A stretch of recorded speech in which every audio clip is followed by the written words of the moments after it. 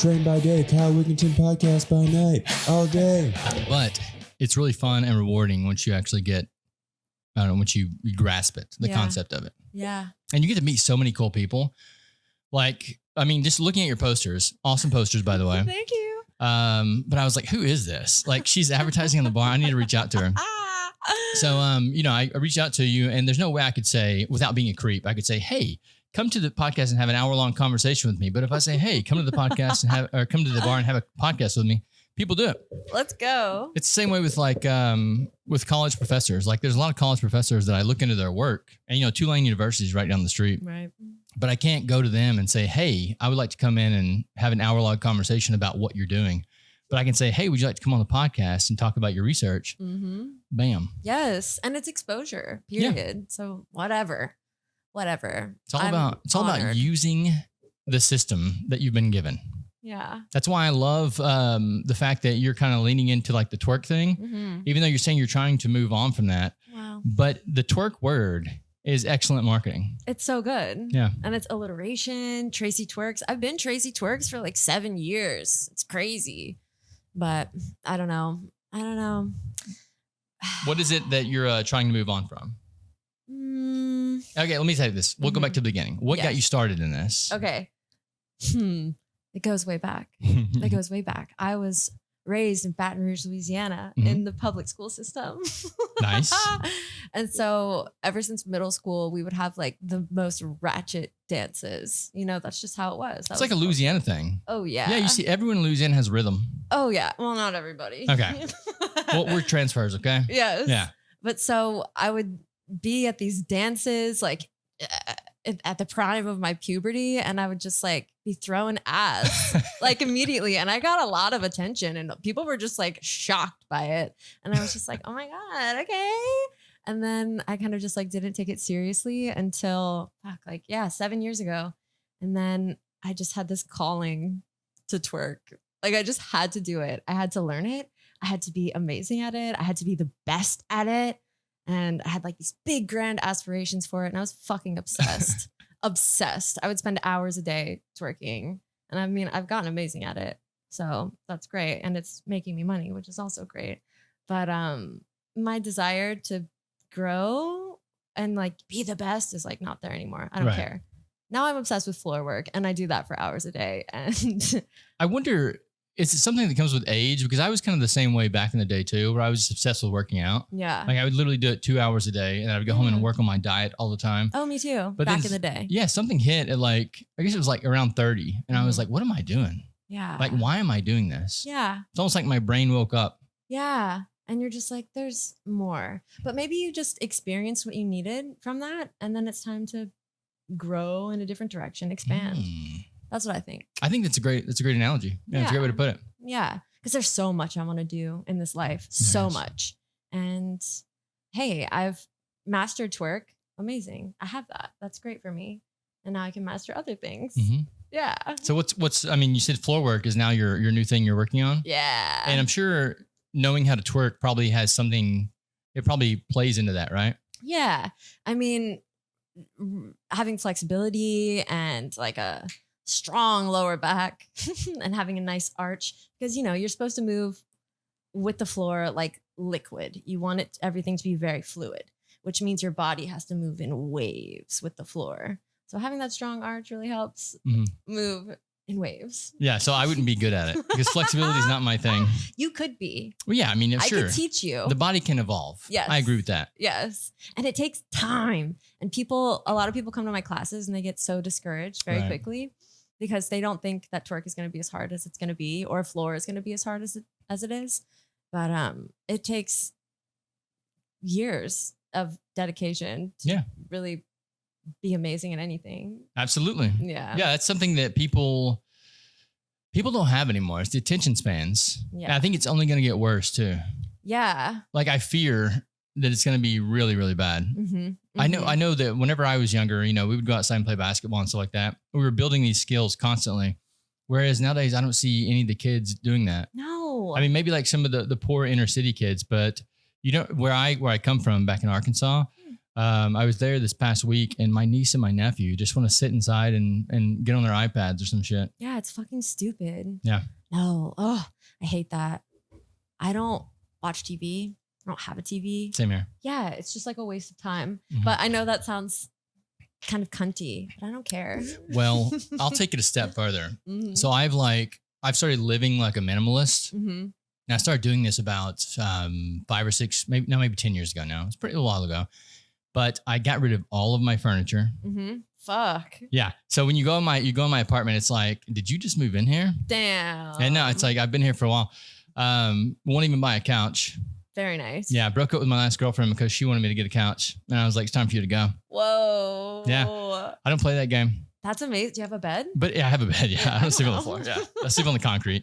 I pose for I don't anymore, but I used to pose for this artist. He's a madman. He's crazy. Mm-hmm. He's a genius, but he has this apartment. It's his studio, and he will just paint all day. He'll like hire models to come in, and he will just paint all day, every day. And he has nothing in there. He doesn't have a couch. He doesn't have a bed. He's got paintings everywhere. I love that. And a model stand. Yes. Is he from here? No, he's from Iran. Okay. I was going to say, I need that guy on here too. Yes. He told me that growing up, he used to sleep on rocks outside in Iran, and they were so comfortable, and he just loves it.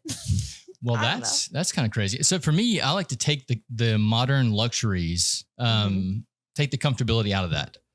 Right. Because I think it's like my buddy was saying the other day. He's like, it's so great to lounge on the couch and watch TV. And I'm like, that's the problem. Yeah. Like, it's awesome to do that. Mm-hmm. So you need to take that out of your life. That way you don't do it. I know. It's crazy. Yeah, I did a decent amount of that this summer. I was traveling and I was with my boyfriend. And you know, when you're with your partner, you just kind of want to like snuggle up at night and watch a movie. And now I'm back home and he's not here. And I'm just like, being productive as fuck. Right. And doing whatever I want. It's amazing. But like, yeah, eating ice cream on the couch, watching.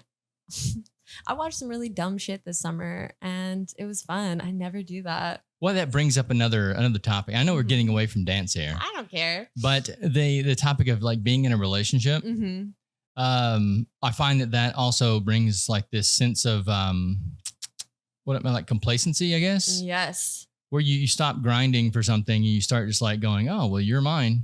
Yeah. Well, and you have another person that you have to think about. And oh, yeah. Yeah, I know it sucks. Take care of their needs. And like you have a relationship that you need to nurture and you have to take time to do that. And that takes time away from you. So do we have a selfish society or should we be going for that?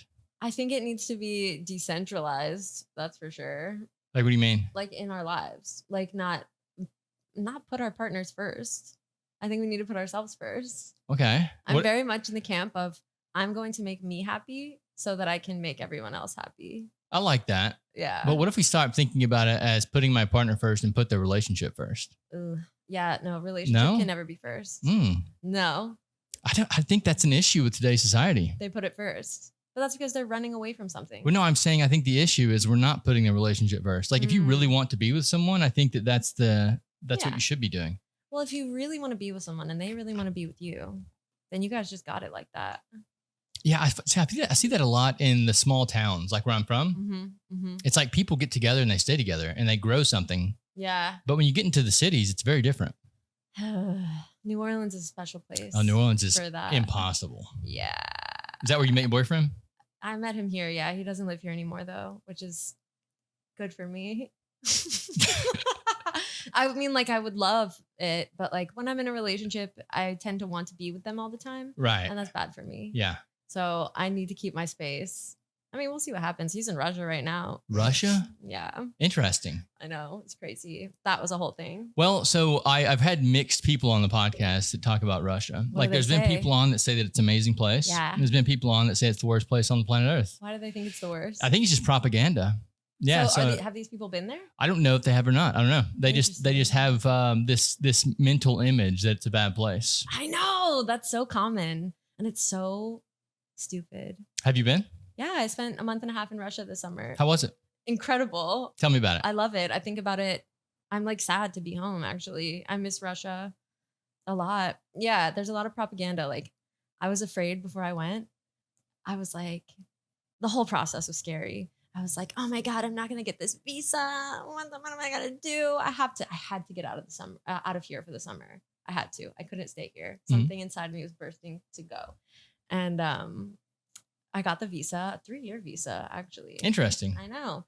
And then I got the visa and I was like, oh, but then once I cross into the country, they're going to detain me because I'm an American and they're going to hold me hostage because of the government. And I got there and they were just like, go ahead, essentially. They didn't say anything to me. Mm-hmm. Nothing. Maybe just like a little glance here and there. And then just boom, didn't check my luggage. Nothing. And I got into the country. And of course, you can't use your cards, your bank. Nothing is connected. So you just have to have cash and then transfer it over when you get there. But everyone I met was just like ridiculously kind, welcoming, obsessed with America. When they heard my accent, they were just like, oh my God. Like people would blush when they talked to me because they just like couldn't believe that they were talking to an American. Do you speak Russian? Not at all. Okay. Do they speak English? Very little. Yeah, broken? Yeah. Extremely broken. Yeah. Yes. Most people don't speak hardly any English. Some people are fluent, but very, very, very few. So, but like all of them learn it when they're growing up. Like we do Spanish here, but they don't really get that in. Yeah. They don't really get the opportunity to speak it because like no English speaking people really go to Russia. And they're all just like dying to practice with a native speaker. So like I was treated like royalty, truly. So none of the banks work over there, like none of our banking system? Mm-mm. Interesting. No. That's why they're the enemy then, right? Well, they don't allow any banking from any other country, only Russian banking.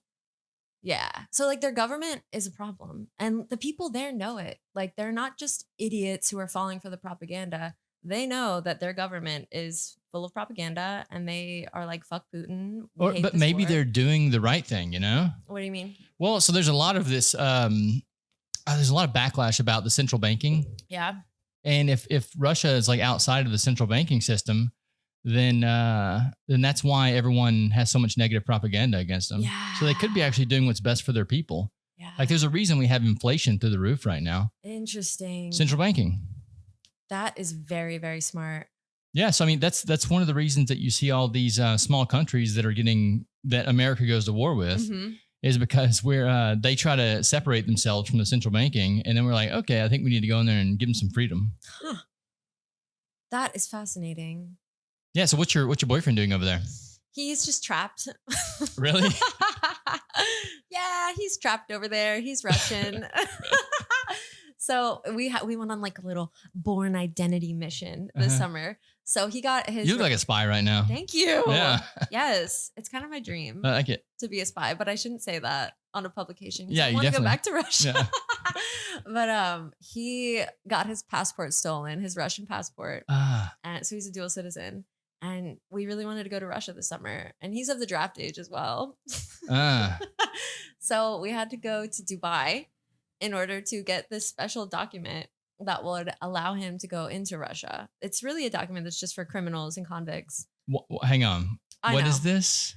It's a whole thing. Okay, so we needed to get the document fast. Okay. And America doesn't have good relations with Russia. So it would have taken months to get this document, and we needed it ASAP. UAE, excellent relationship with Russia. So they would give him the document in one day. Okay. So he went to Dubai to go get this document. His mom lives there as well. So okay. Yes, it makes sense. He got this criminal document, essentially, that is a one-way ticket to Russia. Why do you say it's a criminal document again? They're really the only people who use this document. Like what is the document? It's like you don't have a passport, but you are a Russian citizen and you need to enter the country.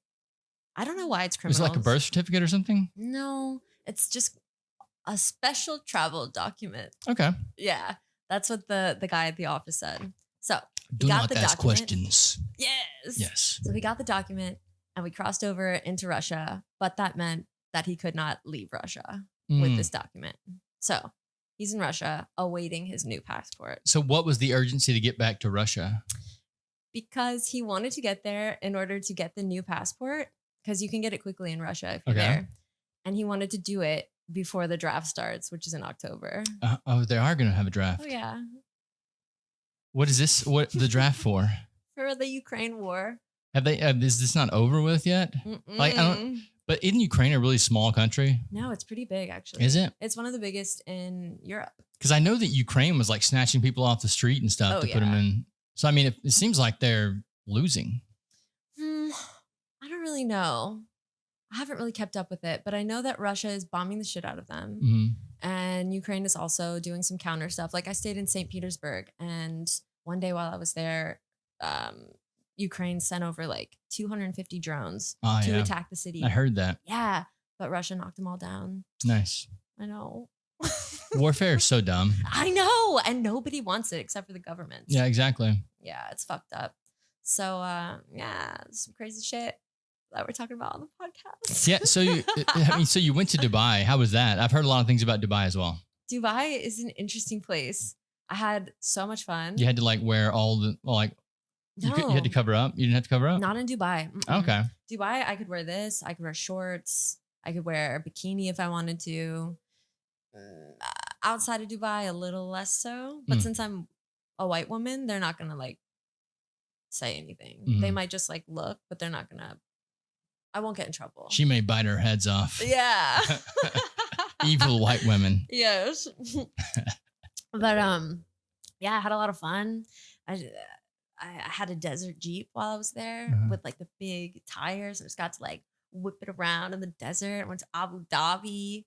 I met a prophet in Fujairah, and I went to his house, this Arab man, and what did the prophet tell you? Anything good? Yeah, well, all right. He told me he read my palm. Okay. And he was very serious. He's like, I speak to you straight. This is how he was. I don't even know how this happened, but he takes my palm. I did not ask for it.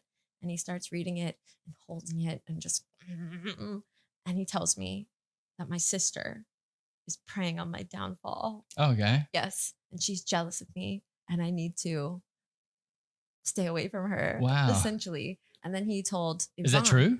No, I don't think that's true. Okay. No, but whatever. Very strange situation. And he told Yvonne, he says, you don't fly. You don't fly. You die. And he said that. That's your boyfriend? Yeah. He said that if Yvonne went to Russia, he would die. Well, wrong. I know. It's true. He said that the mafia was waiting for him in Russia and that they were going to kill him and to not bring the girl into this mess that you've created. So that was fun. A strange situation. Well, it sounds like he's not a very good prophet. I know, right? It's crazy. He's a prophet for profit. Yes. Did you pay him? No, I didn't pay him. Fuck no. Well. But it was also very interesting because he kind of wept at one point. I love dogs. We got to talking and he told me about this dog that he had that died in a really tragic way. So he paid someone to watch him while he traveled for 3 months to feed him, gave him money and everything. And he came back and the guy just like didn't feed his dog. And so his dog was like, what? Yeah, I know. It's fucked up. And he was like crestfallen. I think he killed the guy that did it. That makes sense. I told him. It checks out. Yes. Like you should kill that bastard. But he was like really emotional about it. And he took his chain out and he kissed it. And he said like, this is for my dog, Joe. I wear this for my dog, Joe. And I wear this for my dead dog, whose name is also Joe. And so we just like the crescent moon. Yes. I like it. Thank you. It has nothing to do with New Orleans. It's just cool. Well, I mean, this is the Crescent City, right? I know. Do you like it here? In New Orleans? Yeah. I do. I love it here. Yeah. I don't fit in most places. But I fit in here because no one gives a fuck here. This is absolutely true. You can just wear a bathrobe and lay on the street and cry. And people be like, they accept it. They're like, oh, it's Tuesday. It is. Yeah. Yes. No, I love the city for that reason. Even when Talk about that level of comfort, though. What do you mean? Like we were talking about relationships and comfort. You know what I mean? No. What do you mean? Okay. So like snuggling with your partner on the couch and like not doing shit and just feeling like cozy and comfortable and like all's good. I got this. So like I don't really have to expand. You think this city gives you that? Yeah. I think this city breeds complacency because of the substance abuse. Okay. Yeah, I think that's one of the biggest things I've seen. I've seen a lot of really talented people come to this city, and rather than pursue their talents, they fall into I'm going to go out to Bourbon Street and party, or they start working in the service industry and then they drink every night and they stop following their dreams. So I think that's something that this city breeds. But I think that where there's chaos, there's also opportunity.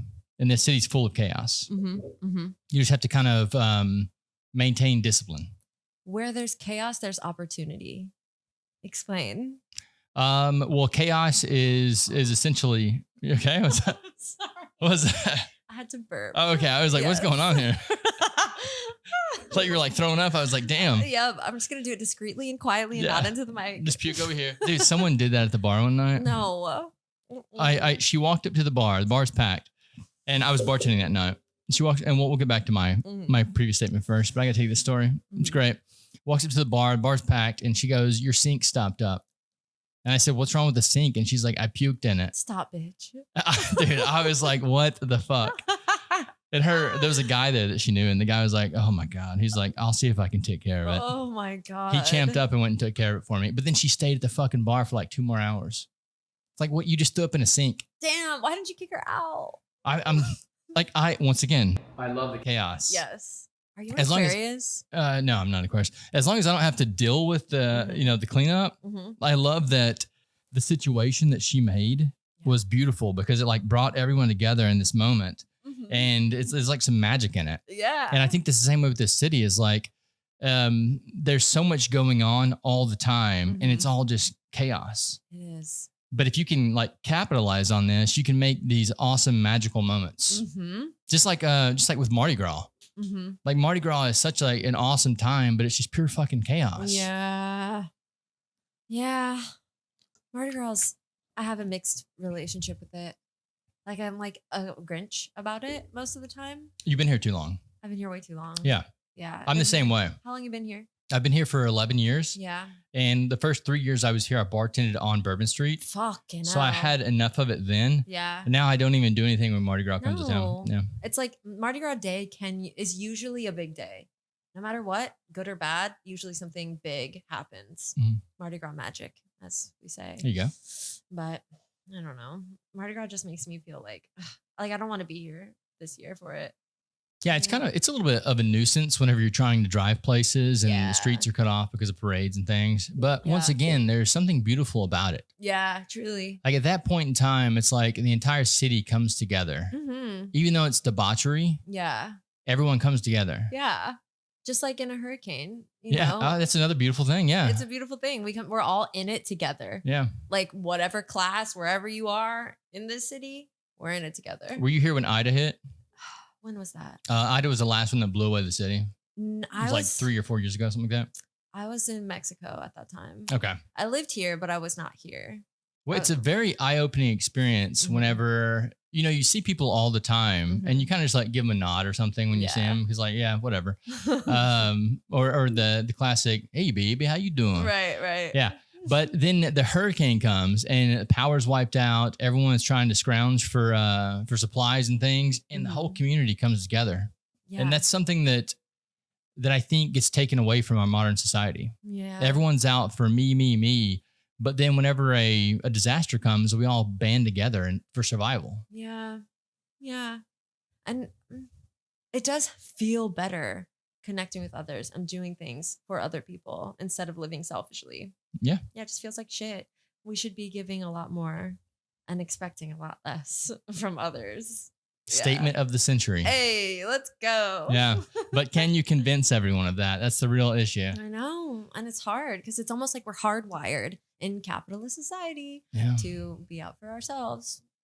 That's all. I don't know. Well, we're about to have a massive downturn in that. You think? Yeah, because I was back home this past couple weeks and I was talking to some of the farmers there. Arkansas is a huge farming community. But they're all going bankrupt.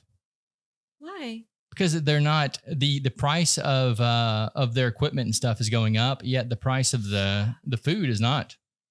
Or the price, I guess I should say the price of the retail food's going up. The price of them selling their crops is not going up. So they're still making the same amount of money they were making, 20 years ago for selling the crops, which is not sustainable in an inflated society. So who's making that extra money? Well, the real question is how are they going to stay in business and who's going to make the food? Fucking hell. So yeah, I'm pretty sure like half of the farming community up there, which is like half the state of Arkansas, is probably going to go bankrupt this year. And they voted for Trump. Well, I mean, regardless of who's in office, like there are True. issues. True. That's another issue that we have is the fact that we're putting so much on one party, like red party, blue party. It's like, no, the issue is with the entire government itself. Mm-hmm. Mm-hmm. They're not taking care of the people. No, they're not. Which is what most people think Russia is. I don't know. Would you disagree with that? That is tricky. That is quite tricky. Like I didn't get like super ingrained with the politics while I was there. But did you see the people and were they happy? Absolutely. Yeah, I saw the people. I was like living like a Russian straight up. Well, I guess the real question is, did you see poverty? Not like you see here. Okay. I don't think I saw any homeless people. That's incredible. Yeah. There's your sign right there. Unless they just toss them all in the gulag. They could. Yeah. But I don't think so. That is a really tricky question. You know, they have like Soviet block apartments and all of that. They used to give them away to everyone for free. Like you just have an apartment. This is where you live and la la la. I didn't know la. that. Really? Yeah, I didn't know that. Oh yeah, they were a communist country and nobody had any wealth. Nobody really had any money, but they had basic. They were taken care of. They were taken care of, but everyone was taken care of equally. Right. Pretty much. Except for like if you were a doctor or something like that, you'd get like a little bit more if you were like really outstanding, but not that much more. Mm-hmm. And then the Soviet Union completely crumbled and it was just chaos for about a decade, the bandit years. And then capitalism just like skyrocketed. And so they kind of mirror us a lot. That's what I noticed when I was there. Like we think we're so different from them. They're the enemy. La la la la la. That is the only country I've been to that is they're like the most like America than any other place. Interesting. Yeah. So it's like the early days of America. Yeah. Okay. Yeah. When people were still taken care of. I think this is the end of what we know as America. Yeah. Like I don't know that much about the politics, but I know that they certainly don't make as much money. Like they make about $1,000 a month. That's very common for even an architect. But are the cost of goods significantly lower? Okay. Then it evens out probably. It evens out pretty decently. Like you just can't come to America and spend money. No. Right. Yeah, that would be, and they really can't come here anyway. Like the visa process for them is outrageous. Really going anywhere. I think Russians only have visa-free travel to like 14 countries. Maybe that's it. Yeah. Most places don't want them. Why? They got a bad reputation. But it's just the propaganda though, right? Exactly. Yes, it's fucked up. It is crazy. I know. I know. Yeah, and they love us and we think that they hate us and they don't. Yeah, it's so weird whenever you actually meet people that you're like, you're my enemy. And then you start talking to them and you're like, no, you're not. Not at all. You're just another human. Another human. Just trying to figure it out. Yes. And we all are going through the same things. We're all entertained by the same things. All right. I met so many Russians who I told them I was from New Orleans and they were like, oh. I loved it. Yeah. Yes. They were like, Vampire Diaries. They've all seen it. Yeah. They love that show. And I'm like, I haven't even seen that. Yeah. Like, what? It's a great show. Yes. Just crazy. It was just a very heartwarming, wholesome, amazing experience in terms of like, okay, so pretty much everyone in Russia has a dacha. Do you know what that is? Mm-mm. So a dacha is a country home. So everyone has. Oh, wow. Yes. If you're poor, if you're rich, doesn't matter. You have a dacha. Interesting. For the most part. I'm sure there are exceptions. But so you have your place in a city or close to a city, and then you have your dacha. And so the first thing you do, you get a dacha, and then you get a banya. They all do this. What is that? It's a Russian bathhouse that you have on your property. So like with sauna and stuff? Oh yeah. Okay. Sauna, cold plunge. They beat you. You get beat with sticks. Oh, that'd be awesome. You beat each other. It is life-changing. It really did change my life. My new goal, my new dream is to open a Russian banya. Mm-hmm. I want to own and operate one really just so that I can do it all the time. It's like, I don't do drugs and I don't drink. I'm sober. But this is like drugs. Like you just like, you get so hot in this banya and they take the birch and they just beat you with it. They bring the heat down on you and you are so hot. You think you're going to die. And then when you that's a good spot. That's a real good spot. Yeah. And when you think you're going to die, you have to get up and run to the ice plunge and then just dunk. And you have to be a little tea bag and just get down like 3 times and you emerge. And you're it's like ecstasy, huh? Yes. Yeah. Yes. And they all have it. They all do it. It's crazy. Well, so the body is a very interesting thing. And what you're talking about is it kind of plays on the whole like meditation, like the holistic type stuff. So like fasting, you ever fasted? No. So I was recently trying to convince one of my friends to fast, and he didn't understand like, the benefits of it and stuff. And then he ended up getting laid off of his job. So he's like, I'm going to do a 2-day fast. Just try it out. And so he fasted for 2 days, and he was miserable those 2 days because our body keeps telling us to eat, yet we don't really have to eat. Right. Okay. So then when you fast, you actually get to clear out all the toxins and stuff in your body because you're not constantly digesting. So his body was clearing out all these toxins. And then after the 2 days, when he finally ate, he said it was like ecstasy because your body releases so much oxytocin and serotonin whenever you're eating. It's like, yes, here's reward chemicals. We're finally eating again. Eating is such a vibe. Yeah. So I think it's the same thing with the fasting and stuff. It's like, you're in a near-death experience, but you're creating it yourself, right? So it's controlled near-death experience. And then when you survive it, you're like, oh, yes. Yes. I'm still alive. I mean, we must suffer in order to see the light, truly. I love it. It's true. That's my like life philosophy. Yeah. And I think that New Orleans has a ton of that.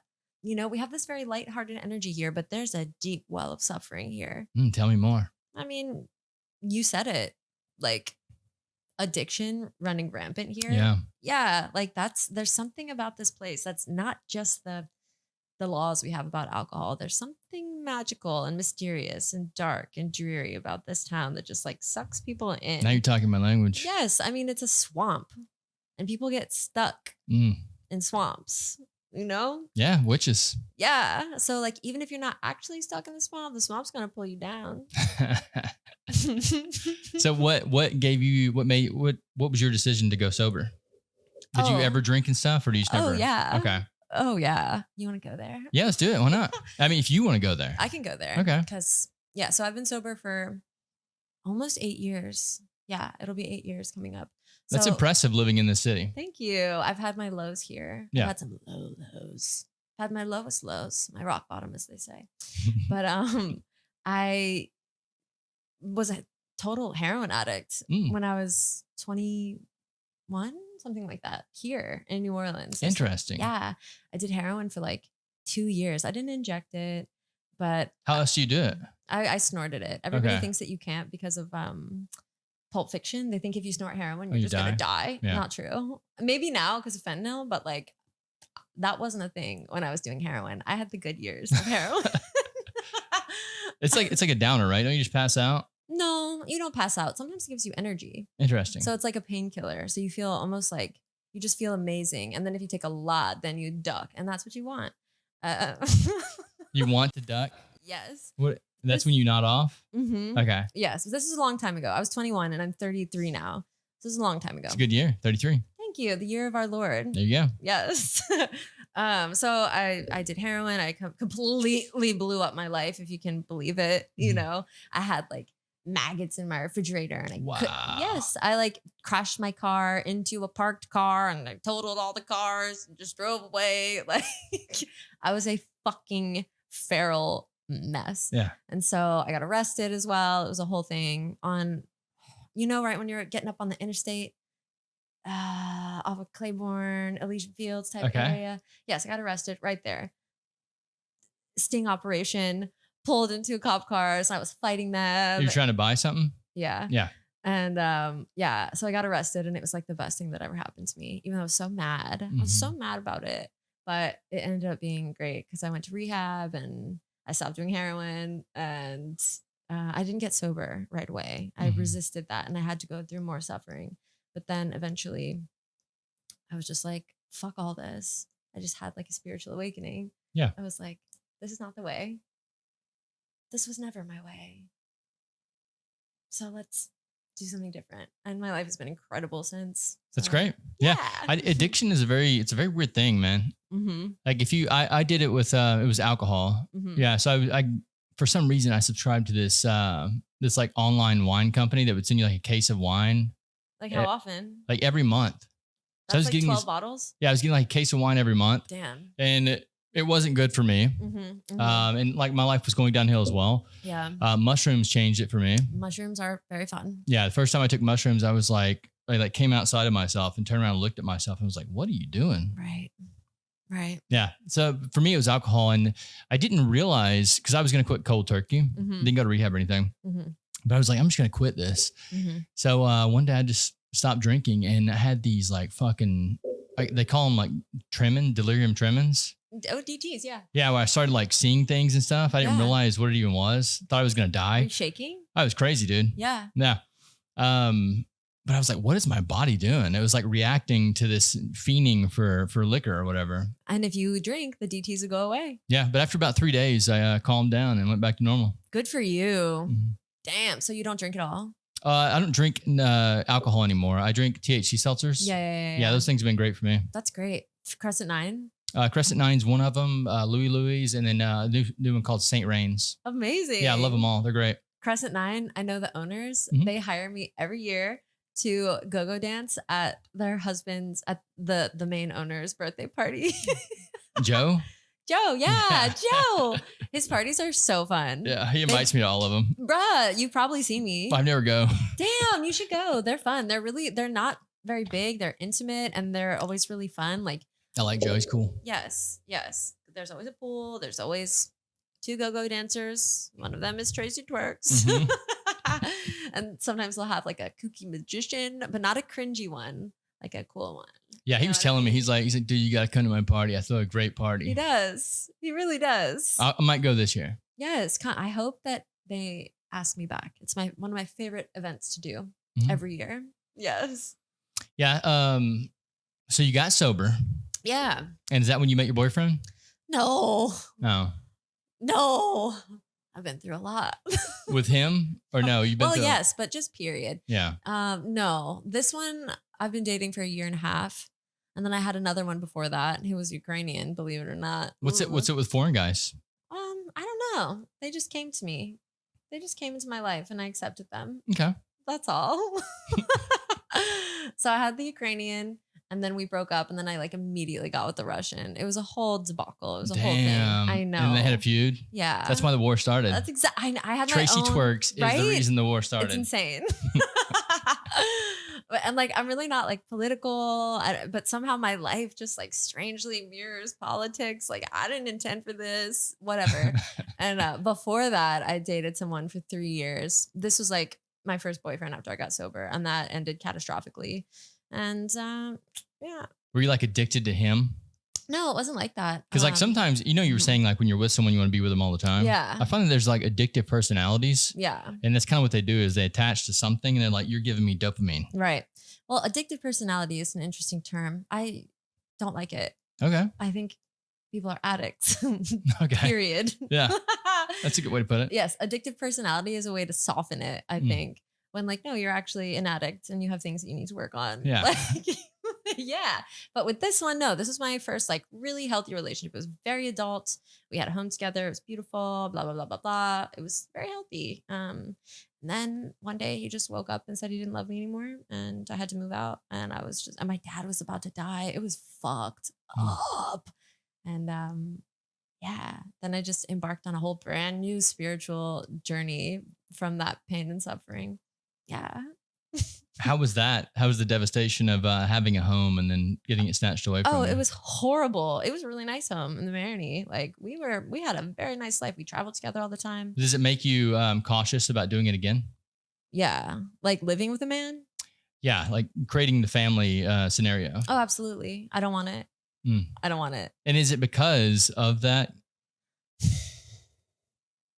I don't know if it's because of that, but every time I've lived with a man, it hasn't gone well. Every time I've lived with anyone, it hasn't gone well. So like I'm part of the problem, of course. You think so? Yes. I'm a hard person to live with. Why is that? You're twerking everywhere? Seems like a good thing. Oh my God. And that boyfriend, okay. So that boyfriend who I was with for 3 years, like that was my dude. That was my best friend. He fucking hated my twerking. He hated it. What did he hate that you're posting it online, or do you hate that you were actually doing it for him? All of it. He was not a fan. That's weird. So like we had this like Victorian home. It was like decorated with everything from the 1800s. It was crazy. He just like really had this Victorian fantasy that he wanted to live. Okay. So he wanted you to be that. Yes. He wanted me to be that. And so like I would put on my twerk shorts and I would twerk all the fucking time. It was COVID and I'm like, this is what I'm doing. I don't give a shit. And he said that it was baboonish and he would just like get so enraged if I even wore the shorts in the house. I was destroying the Victorian illusion. And he couldn't take it anymore. Can't do this. You have shorts that are specifically for twerking? Oh. That's a real thing? Yes. Oh, wow. Yes, I've got like 50 pairs. I'm wearing some right now underneath these pants. I got to go to class after this. That's true. Yeah. What time is it? What's that? That's 11:50? Okay. My class starts at 1:30. My first class. Yes. Yeah, no, it seems like that would be lovely during COVID to have someone that's just twerking all the time. No, he liked to pretend that did not exist. And it's so crazy because it's such a huge, at that time, it was an enormous part of me. And he just wanted to like not see it. But it's okay. Like, I'm glad we broke up. At the time, you know, any breakups feel like massive rejection, especially when you really love them and you've like built a life together. Right. But it was all for the best. Like, he didn't see me. He didn't really love me. So bye. And then I met up with him like a year and a half ago to apologize for hating him. I just had this need to cleanse. And I met up with him and we talked for like 2 hours. And what I took away from it after that conversation was like, damn, you are like really not on my level spiritually. Yeah. And we were not meant to be. Even though he's great. Like, he's great. He's very smart. He's wealthy. He's, you know, all things. But he's not my dude. And so it was good. Isn't that interesting whenever you can go back and see someone that you dated I had the same thing recently happen. There was someone that I dated when I was in my, maybe like 25 when I was bartending on Bourbon Street. And then at that point in time, we were like level, right? We were like even. Yeah. But then as the years went on, it's like she stayed there. Yeah. And I kept growing. Yeah. So now whenever I go back and meet her, I'm like, why are you like, were you always this way? Did I just not see it then? Yeah. Or maybe you were just, I do believe in soulmates for a time. Okay. I don't think that like soulmates exist for a lifetime. I think that like our souls in whatever moment we're in can really mate with another soul perfectly at that point in time. And then you grow and you change. And then that bond just isn't there anymore. Yeah. So do you think that you've heard like the whole NPC argument? That some people are like non-player characters. They're unsold. No, I've never heard You never heard this? No. Yeah, it says that like that there are only so many sold people on the planet. SOULD. Yeah. ED. And that the majority of people that you meet are NPCs, non-playable characters. They're unsold people. So do you think that sometimes you run into those types of people? I disagree with that theory. I would say that these people are just not tapped in. I would say that they're blocked in some way. Interesting. That's what I would say. I think we all have a soul. I think all living things have a soul, of course. I think all animals have souls.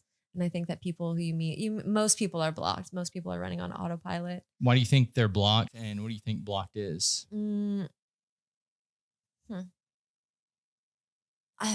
Not being tapped into your intuition. Yeah. So there's a guy named Rudolf Steiner. Have you ever heard of him? Okay, Rudolf Steiner was alive in the end of the 1800s, early 1900s, and he wrote all kinds of stuff.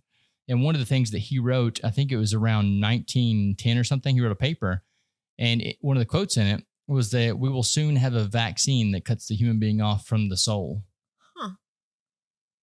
So what vaccine is that? I don't know, but that's just what he says in the paper. And he writes like, I have the paper. It's very beautiful what he's saying, but it's also terrifying. And it's kind of goes along with what you're saying is that people aren't tapped in. They're not tapped in. Most people are not tapped in. Yeah. So like what? And it's hard. It's a struggle to be tapped in sometimes. But what if there's something that's causing that? Oh, like a vaccine? Ooh. Rudolf Steiner says it, not me. This is true. Well, perhaps he was speaking metaphorically, or was he speaking literally? I'll see you the paper. Yeah. Okay. Yeah, you can read it. But it's funny that right after he like published that paper, a big war started breaking out. Interesting. What war? World War I and World War II. Yeah. So I mean those, and then we vaccinated the entire world with what was it? Influenza vaccine? What was the first one that went out? Polio? I don't know. Polio? Maybe that's what it was. I don't know. I don't even know what World War I was about. Does anyone? I don't think so. I don't think so. I wasn't alive then. Yeah, no one knows. Yeah. We'll never know. That's what I tell people all the time. People like to bitch about history, and it's like, why don't we just like look at the problems of today and move forward? I guess because they're cyclical and they repeat. So the patterns that have happened back then are happening again and again and again, just like people. So do you think that you can stop those patterns? Because people can stop them. Exactly. Yes. But globally, do you think we can stop the patterns? I think we can, but I think that in order to stop those patterns, more people have to be tapped in. Yeah. To have like a collective consciousness rather than, for lack of a better term, being like human robots, autopilot, just kind of like doing the things. I say this all the time. If you actually like scale out and look at the earth like it's an organism, then you'll see that we're just like little cells on this organism. Yeah. So if we start working together, which is what we should be doing rather than thinking selfishly, yes, the world will be a different place. Yes. Raising consciousness. There you go. And it starts with just you. You can work on you, and then perhaps your light will shine on other people and you can be influential to them into their tapping in process. I feel like my light is dimming. I just want to go into a cave and sit. What do you think will help? Nothing. I just want to go into a cave and sit. Like I'm at that point. So you want to go to a dark place so that you can be bright within it. No, I just want to go and sit. I don't have to be bright or anything. So what happened? What happened? To dim your light. Oh, nothing. I'm just kind of like at the point of, you know how monks like take a vow of silence? Yeah. Yeah, I think that's like where I've reached that point. Do it. Because I feel like with my understanding of the universe is that everything that I do, every action that I take will have an equal and opposite reaction. So the only way for me not to cause an equal and opposite reaction is to take no action. Yeah, take no action. Yeah, just to be still. Yes. Yes. Be still. Have as little thoughts as possible. And also have very little views on anything. You know what I'm saying? Like not having views or opinions, but just being and observing objectively. Yeah. I don't know. I love Eckhart Tolle. Do you know who that is? I've heard of the name. Bruh, you'd fuck with him right now. If you're in this place, get into it. Yes, it's all about presence, stillness, being. That is it. Do you meditate? Yeah, I meditate. I did a whole 2-week silence thing. Oh, like the Vipassana? No, I just did it in my house. Okay. It wasn't like, I just had to. I was going through it at the time and I needed to I didn't listen to music. I didn't listen to podcasts. I didn't listen to my own voice. I just was in monk mode. Nice. Like a dopamine detox. Yeah. And it was really intense. And I saw the truth about my life and I needed to. It was an amazing time. I got so spiritually high. I was insane, actually. But it was a beautiful, beautiful time. Yeah. What about it was insane? Just like the way you were thinking? I just got like really high, like naturally, really, really, really high, almost like manic. And I don't know how to explain it. But no, it's one of those things where you were so used to taking in dopamine from the outside that whenever you cut all that off, you start to create it internally. That's tapping in. Yeah. Like that's what I mean by tapping in. Yeah, but no one's ever going to do that. Some people, because it's so much easier to do this. Absolutely. Like swipe through Instagram and look at Tracy Twerks on Instagram. Don't look at that. No, look at it, please. Yeah, I mean, that's an easier thing to do than I actually hate having to use it. It's stupid. It's stressful and just like bleh. It's part of the game, though. I don't like the game. I don't want to play the game. I'm with you. I want to be in a Russian banya somewhere. Just getting slapped with a stick. Absolutely. Yes. That's goals. That's goals. But no, that's what I mean by tapping in. Like getting like Instagram. That is influencing you all the time. Oh, yeah. If you're looking at it. That's going to seep into your brain and influence you. Anything outside of you is going to influence you. When you have nothing, you don't even hear your own voice. You'll be amazed at what you hear immediately, what insights you get immediately. I don't know. It's if you want to do monk mode, go off. I love that. So here's what my buddy in California, He's like, I talk about my mushroom experiences all the time. And he's like, I want to do mushrooms. And I said, well, if you're going to do them, you need to do them right. Yeah. I said, so when you get some mushrooms, get a hold of me and we'll do them right. And I don't know, for whatever reason, the first time I took them, I went into a dark room and took mushrooms. Like, who the fuck does that? Right. But that's why I said I pretty much came out of my body and observed myself, because whenever you stop taking in the outside influence, you start to create one from internal. And I think that's where that like internal light is. You know, you start to create that whenever you don't take anything from the outside. Dare I say, you don't even create it, but you release it. Oh, it's already there. Yeah.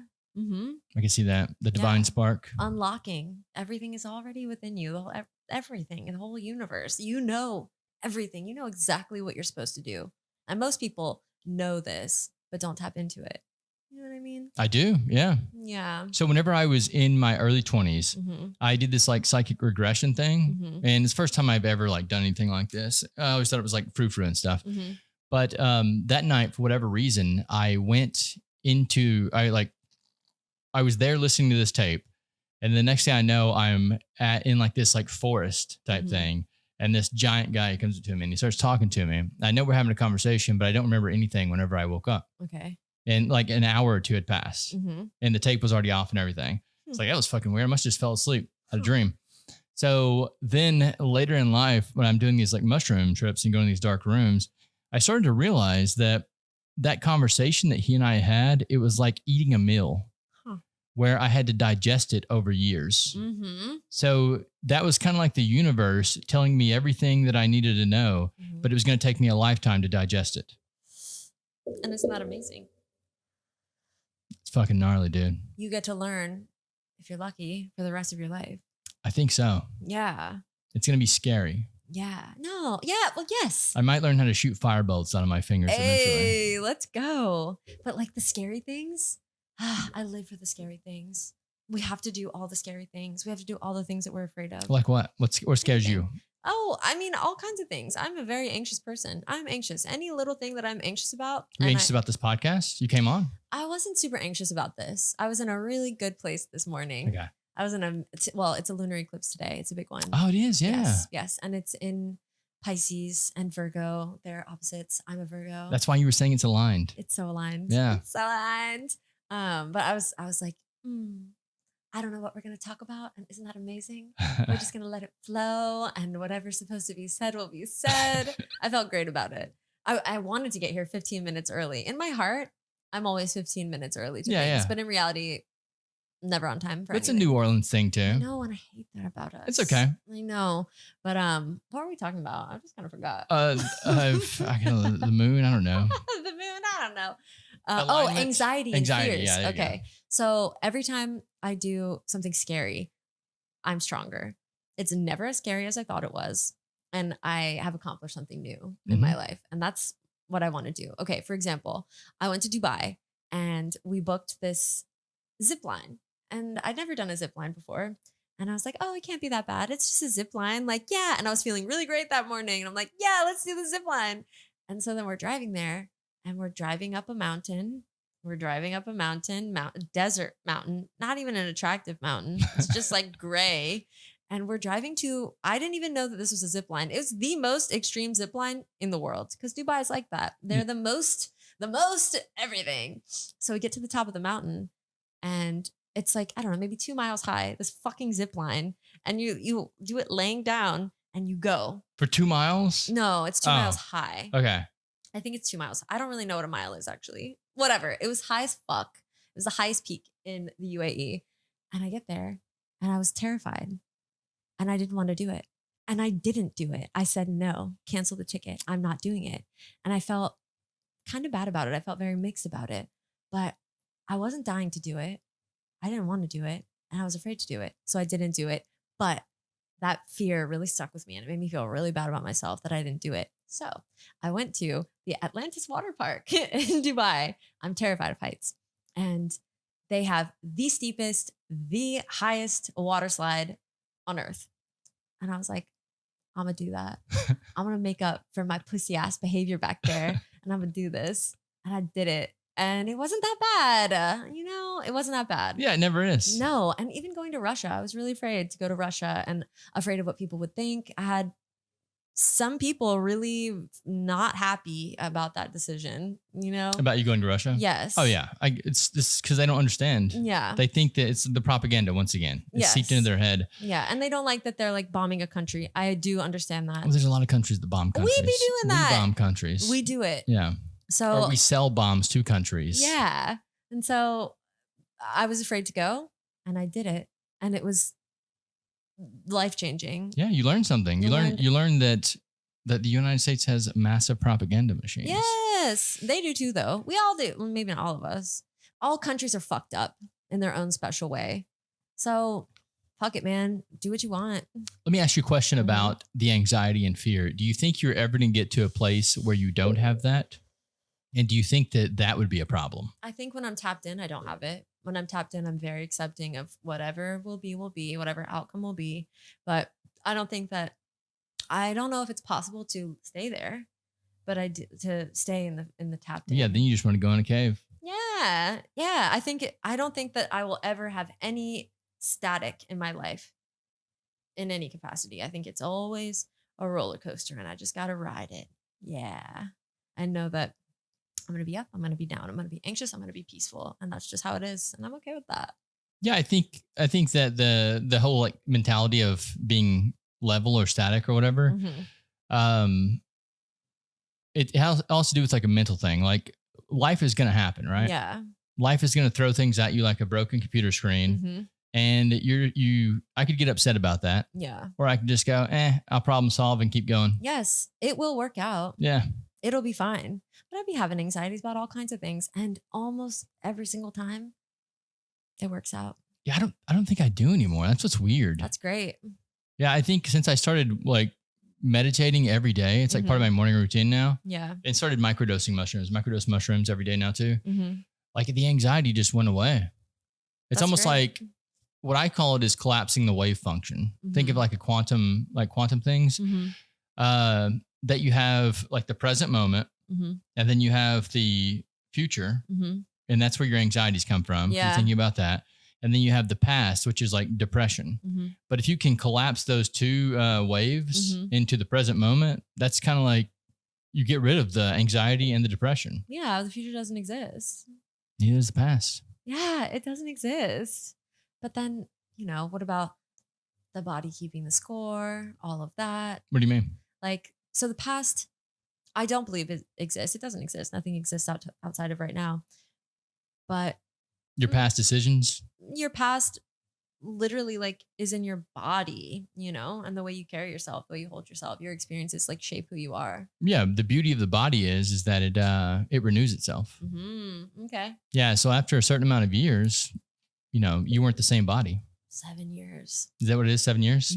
Yeah. So after 7 years, you have a completely different body. That's badass. Yeah. We have the same brain.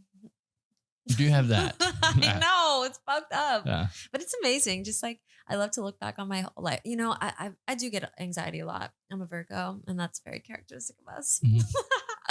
And like I'll be like stressing about my life. But my life is pretty fucking amazing. And like the universe loves me and it loves to help me and support me. I don't know. Like I just took a 2-month trip to fucking Dubai and Russia. I don't even know how. I don't know how. But hey, it happened and that's amazing. And then I look back on my whole life and I was a fucking heroin addict with maggots in my refrigerator. Like, you're doing well, okay? Yeah. Yeah, like, you've had to come up. There have been plenty of ups and downs. Yeah. Lots of ups and downs. And like, I just need to zoom out and remember, like, bitch, your life is good. Like, stop stressing. My class is sold out. Like, I love when that happens. I was really worried about that in Russia because like I don't have a job. I don't like those. Well, I mean, that is your job. It is my job. Or it's one. Yeah, it's something that I do. And something it doesn't even feel like a job. It's the best. Yeah, I did the whole like 9 to 5 thing when I first graduated college. Yeah. And it wasn't for me either. Like sometimes when you have a creative brain, man, it's hard to get locked into that 9 to 5 bullshit. Yeah. That's why I love what I do now because I walk into this place and I'm like, oh, I'm home. It's like the inside of my brain. Look at this. Yeah. Like just random art shit everywhere. And I get to talk to dope people all the time. Yeah. It's fun. I got back from my big trip and I went to my apartment And I love my apartment. It's beautiful and it's huge. And I have a dance room in there. Like I've got all the things I want. But I went in there and it felt like it used to be my brain all over the place, like splattered all over the walls. But now it doesn't feel like that. You know? Tell me more. It feels like I'm different. Like I have changed in some way. To evolve your apartment. Yeah. Yeah. That's like, once again, if you walk in mine, it's plain, it's bare. Yeah. Like, I don't know what that says about my mind. That's great. I want to have less. Yeah. Like I still have a bunch of stuff in storage because I had a subletter while I was gone. She was amazing, by the way. My apartment looks exactly the way I left it. Wow. But rare. I know. She was so good, man. Beautiful girl. But so I haven't unpacked all my old things. So I just have I have a lot less right now.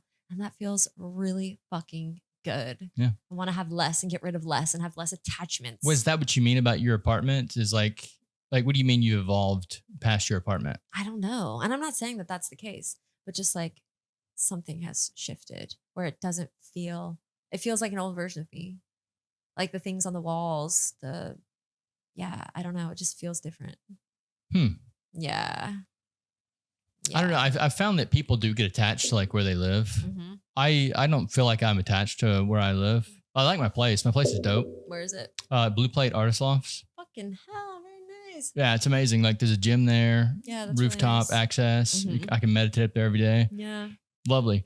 The people that live there are awesome too. Do they have a cold plunge? I'm looking for one. They don't have a cold plunge, but I did see online where you can order a sauna and a cold plunge combo for like pretty cheap. Where? It's some website. I don't know. It could have been Temu. I don't know what it was. Wait, order it like? Yeah, they were like these inflatable things, and the sauna was a infrared sauna that it was like a tent you set up. What? Yeah, so you can actually get that in your place. Interesting. That is quite an idea. Yeah, you won't be like in the woods or anything, which I think that's part of the ambiance. You know, is do you think it would bring me to the brink of death? I don't know. Yeah, it's worth a shot. Yeah. Even okay. You could just walk outside and sit in the sun for a while and then go get in the cold plunge. You got to do a Russian banya, man. That was like my biggest takeaway from Russia. I'm like, they know what the fuck they're doing. You ever seen that Instagram page, Russian bathhouse? No. There's a Russian bathhouse in New York, and it's so I don't know what they do in this fucking Russian bathhouse in New York, but everyone they interview people before they go in and then after they go in, and they're all just fucking exhausted, drained after they go in. But they're all so happy. Yes. It's like, are they in there jerking people off? Or are they actually doing the I don't know. You can see either way.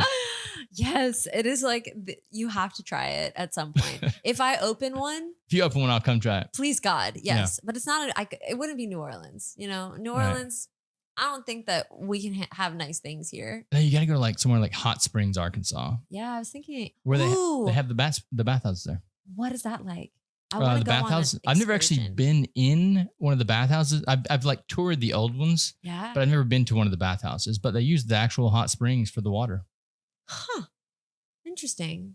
I have like this whole new thing I want to explore, going to different like natural water spa things all over the world and see what they're like. And Hot Springs, Arkansas sounds like a good. Oh, Hot Springs is so fucking gnarly. Yeah. It's a dope city. Interesting. It's not that far. No, it's not far. It's like maybe 6 hours. Easy drive. Interesting. Yeah. I'm from Arkansas. Fuck yeah. Yeah. So we used to go there all the time when I was younger. Yeah, I might have to get me one of those cold plungers though. Yeah. Now that I'm thinking about it. It's insane. But you got to get super hot first. Super hot. Well, I'll get the infrared sauna too. Super hot. Yeah. Get that inflatable shit. I love the heat. Yeah. People make fun of me all the time because I go out and meditate at like 12 o'clock on the rooftop. Fuck. Yeah. And like in New Orleans, that sounds crazy, but I love it. It's like a warm hug. That's beautiful. I need to get better at meditating. It's really hard. I love it. Yeah. It's a muscle. Yes. It's like any muscle. The more you do it, the more you grow. Yeah. I was thinking about doing that before I came here, just having a quick meditation, but my brain just loves to be like, no, you got to do this and this and this. And that. Oh, see, that's why you need to meditate. I know. So there are certain breathing techniques you can do to slow that down too. One's called box breathing. It's probably the easiest breathing technique you can do. And you basically just breathe in fours. So 4-second in breath, Hold for 4 seconds, 4 second out breath. Hold that for 4 seconds. Yes. Breathe in a box. I know this one. Yeah, it's lovely. Love it. I need to implement these things. Or maybe I don't need to. Maybe I will they'll come to me when you need them. When they should. You have the tools. As long as you have the tools, you can use them when the time arises. Yeah. Yes. And I have the solitude at this point now. Like for the past like month and a half, I haven't had any solitude. I've been like with people all the time. And that like takes away from my spiritual health. But now I'm in New Orleans and I'm like alone. So we'll see what kind of madness arises. Maybe I'll do monk mode again. I don't know. Yeah, there's something lovely about going home and seeing the family. But then at the same time, there's also something lovely about getting back to New Orleans and being alone again. Yeah. And being able to do my thing. Yeah. I feel that as well. It's kind of like taking everything that you've just experienced. You've just been so present and doing all this crazy shit and then like using it or learning from it or like processing it. Well, yeah, just the ups and downs of life, the rise and dips, you know? Like you had a rise with the people and now you're going to come back down. Yeah. I'm about to have another rise. I'm about to have these classes. Oh yeah, dude. So where can the people find you at, Miss Tracy? Oh yes. Okay. You can find me on Instagram at Tracy Twerks. I'm also doing a show at OK Bar September 25th, I think. It's a free Palestine event. I don't know. So I'll be shaking ass and doing floor stuff probably. I don't know yet. Shaking ass to stop wars. Absolutely. I fucking love it. Yes. More people should be like this. And do you have a website or anything or just Instagram? Just Instagram. Dope. Yeah. Sign up for one of her classes. Check her out. Yeah. They're so fun. You will sweat. You will laugh. You will just feel so fucking high and sexy and silly and leave your problems at the door. I love that. Thank you for coming on today, Tracy. Thank you for having me. This is so fun.